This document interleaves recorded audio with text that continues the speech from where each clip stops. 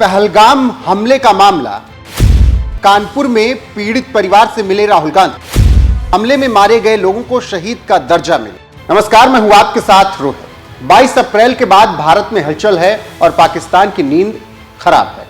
देश की top committee CCS की 2 बार बैठक हो चुकी है। पीएम मोदी के साथ तीनों सेनाओं की बैठक हो चुकी है। मोदी शाह मिल चुके हैं, फिर मोदी जयशंकर और शाह मिल चुके हैं। रोज एक ना एक हाई लेवल की मीटिंग हो रही है। इसी बीच इस हमले को लेकर हर पहलू पर जांच हो रही है। पाकिस्तान पर हमला हो या ना हो, इसको लेकर भी बात हो रही है। इसी बीच राहुल गांधी 2 दिन के दौरे पर रायबरेली पहुंचे। उसके बाद राहुल गांधी सीधे कानपुर पहुंचे और शुभम के परिवार से मिले, जो आतंकी हमले में मारे गए थे। उसके बाद राहुल गांधी सीधे दिल्ली पहुंचकर मोदी सरकार से मांग कर डाली कि आतंकी हमले का जवाब भारत को देना चाहिए, इससे कम कुछ नहीं चाहिए। No, I want to say one other thing which is frankly बहुत ज़रूरी है और आज ये शायद कास्ट सेंसस से भी ज़्यादा ज़रूरी है। मैं आज कानपुर गया और वहाँ पे जो टेररिज्म के विक्टिम थे उनसे मैंने बात की, परिवार से मैंने बात की। कोल्ड ब्लडेड तरीके से उनके बेटे को मारा गया है, बिना मर्सी के।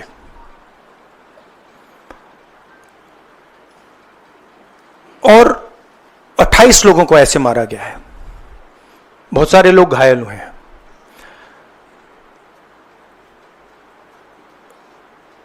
मैं इस पे कमेंट नहीं करना चाहता हूं ये कैसे हुआ। मैं सिर्फ ये कहना चाहता हूं कि जिन लोगों ने ये किया है, जो भी हैं, कहां भी हैं, they have to pay for this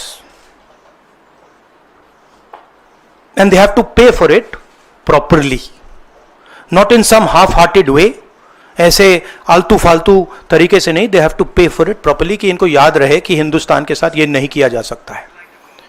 हमने क्लियरली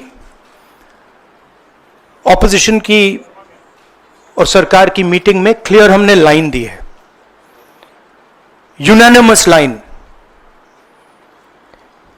कि जो हुआ है एक्सेप्टेबल नहीं है। और पूरा का पूरा ऑपोजिशन 100% सपोर्ट सरकार को देगा और दे रहा है। नरेंद्र मोदी को एक्शन लेना है,